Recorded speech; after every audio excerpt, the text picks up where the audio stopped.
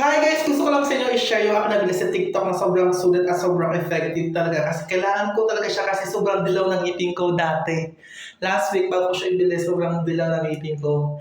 Ayan siya ngayon at patuloy ko siyang ginagamit. Ito ang Lavinia toothpaste. Available siya sa aking TikTok shop. Sa baba ang yellow basket and talagang sulit at anti-bad din talaga siya. So ano yung gamitin? Ayan.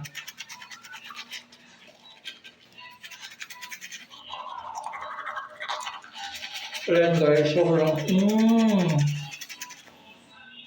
askin talaga nung dati. Sobrang dilaw ang ngipin ko. Ang daming, ayan o, grabe.